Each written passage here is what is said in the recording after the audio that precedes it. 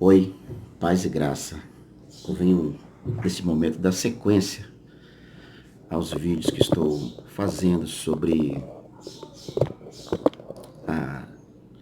vigiar, orar, jejuar e praticar a palavra de Deus. E hoje, ou nesse momento, nesse vídeo, eu vou estar falando sobre a prática do jejum, que é uma prática bíblica. Vou ler aqui, um versículo. Eu deveria sempre começar o vídeo lendo um versículo, mas eu quero só passar o raciocínio do pensamento da questão. Não simplesmente, no caso, ler o versículo, mas vamos sentir vontade de ler dessa vez, eu vou ler. É Mateus 6,16, que diz assim: E quando jejuardes, não vos mostreis contristado como os hipócritas, porque desfiguram seus rostos, para que aos homens pareça que jejuam.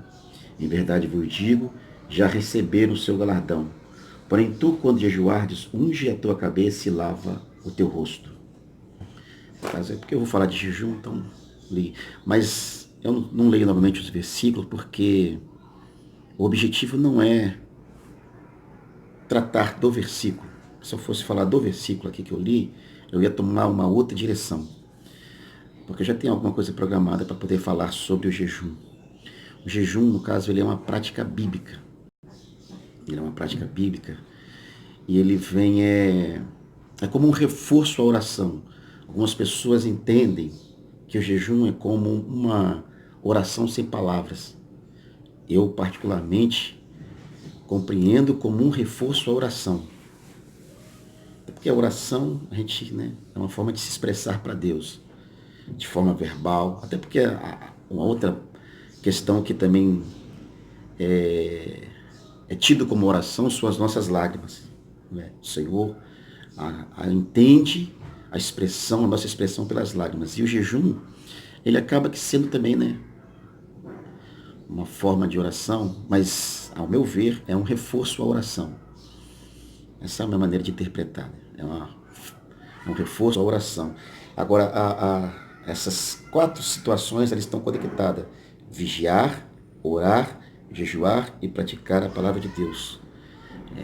Desvincular qualquer um desses itens atrapalha no outro. Porque a gente pode jejuar horas e horas e horas e depois não vigiar. Por exemplo, Jesus jejuou 40 dias e 40 noites e na 40º dia ele foi tentado. E ele vigiou durante a tentação.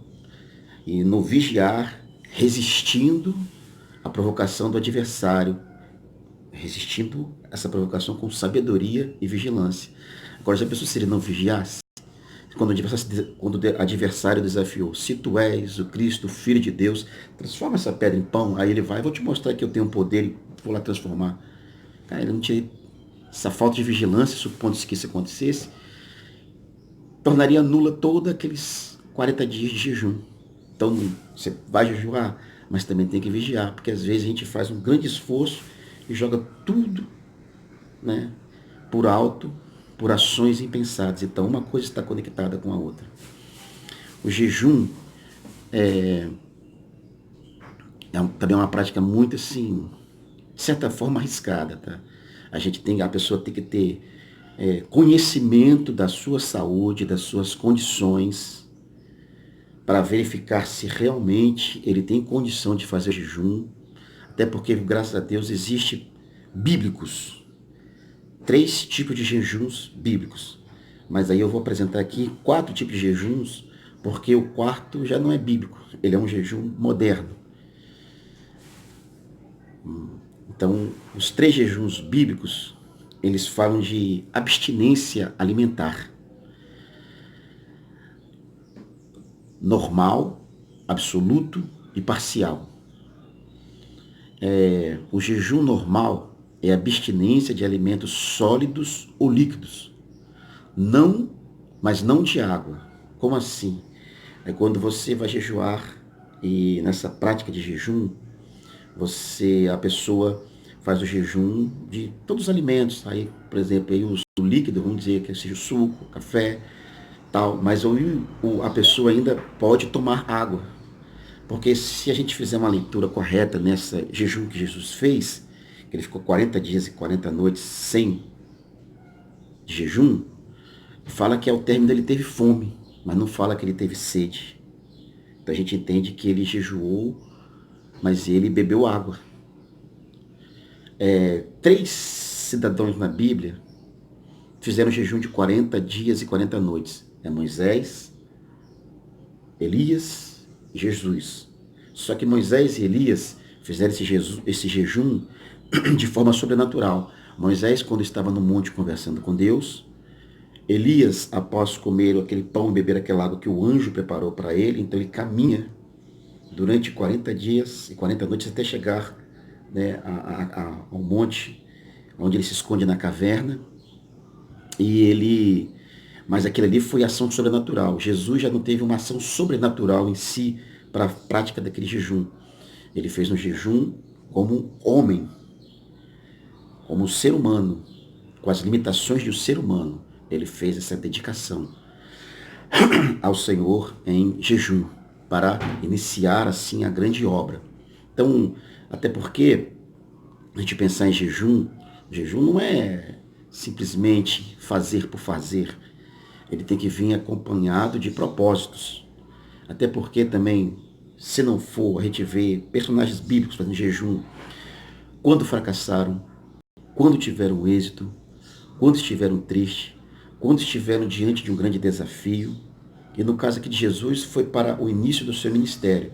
Ele acabou de ser batizado nas águas, recebeu a unção do Espírito Santo, foi para o deserto jejuar para poder dar início ao seu ministério, para dar início à vida ministerial dele, agregando a si discípulos para dar-lhes o ensinamento do reino e prepará-los para que eles fossem seus futuros representantes após a sua ascensão aos céus. Então, o jejum, ele deve vir acompanhado de propósito. O segundo jejum que a gente analisa aqui, bíblico, é o jejum absoluto, que é uma abstinência de alimentos sólidos e líquidos, inclusive no caso de água. É um jejum de forma total, em que, né, a pessoa se abstém. E esse aqui, jejuar já é uma prática complicada.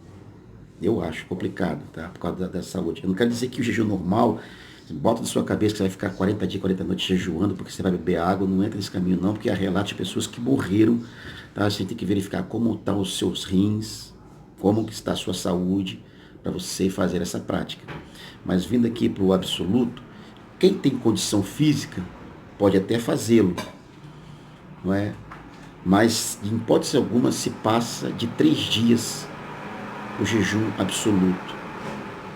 A gente vê personagens na Bíblia fazendo isso, como é o caso da rainha Esther, que após receber a notícia do seu tio Mardoqueu, primo Mardoqueu, há uma discussão sobre isso, mas não é uma questão aqui agora.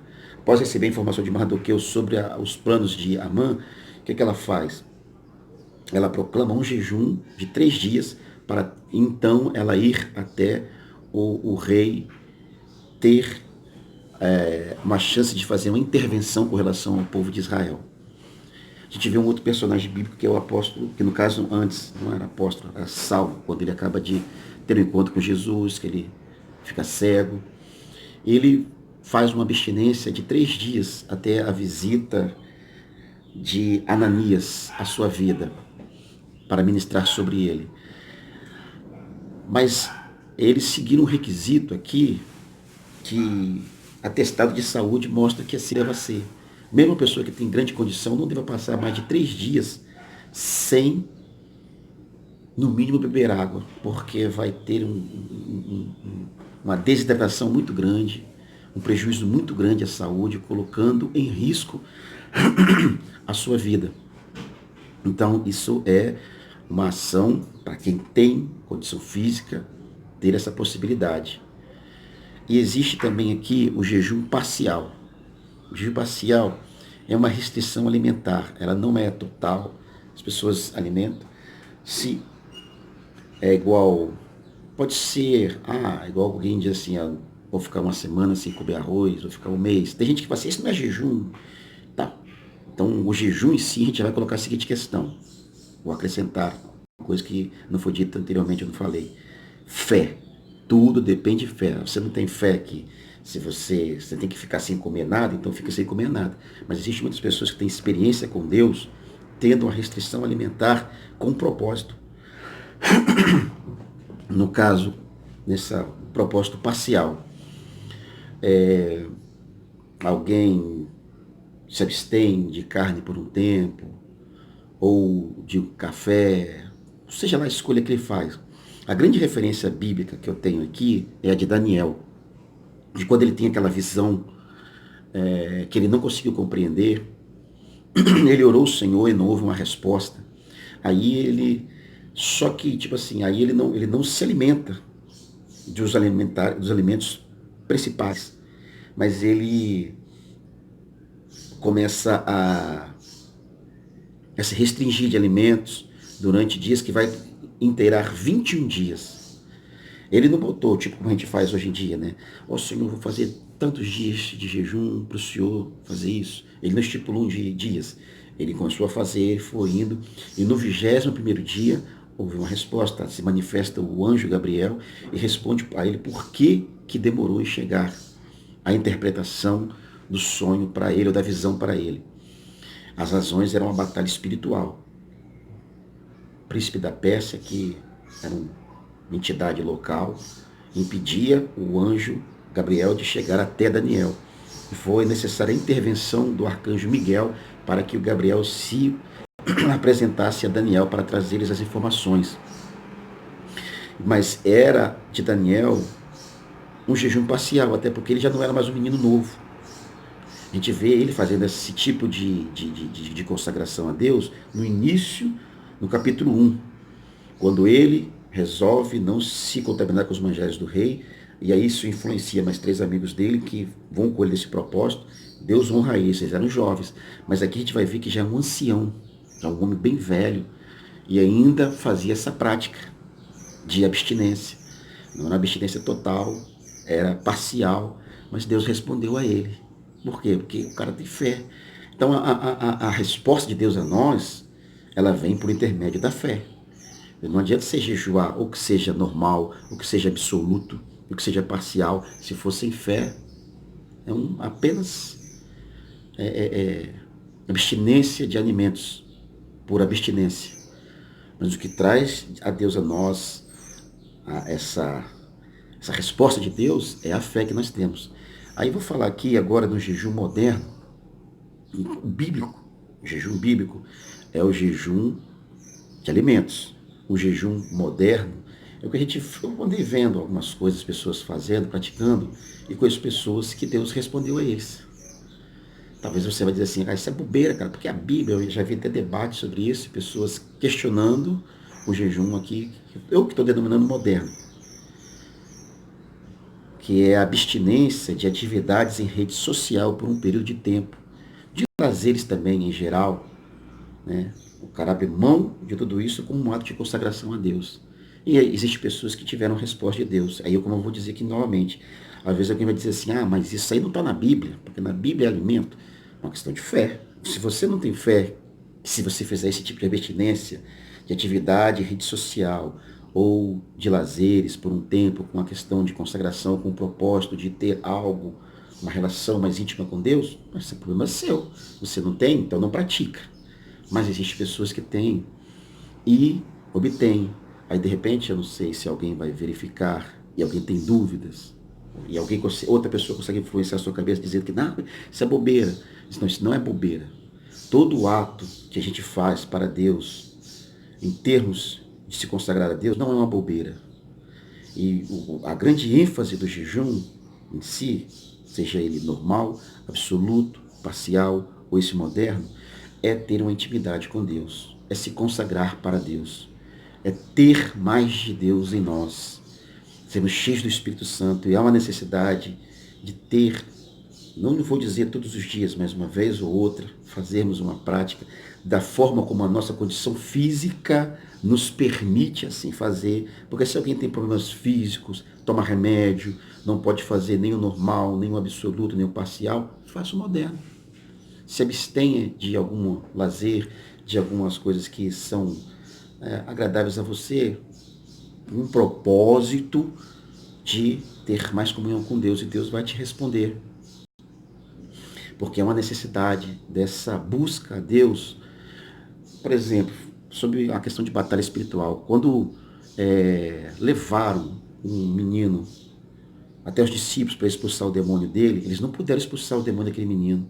Aí quando Jesus desceu do monte, que o pai relatou a situação, Jesus expulsou, e aí houve uma indagação, por que não podemos expulsar? Aí Jesus deixou bem claro, há uma casta de demônio que só sai por oração e jejum. Então a pessoa tem que ter uma vida realmente consagrada para expulsar certos tipos de demônio. E esses mesmos discípulos que receberam essa demonstração, discípulos que como apóstolos saíram e expulsaram demônios. Então existem tipos de demônios. Existem alguns que esse cara não pode ser um crente lambão que o crente expulsa. Mas tem entidades espirituais que não adianta, se você for lambão, você vai passar vergonha. E tem que ter vida no altar com Deus.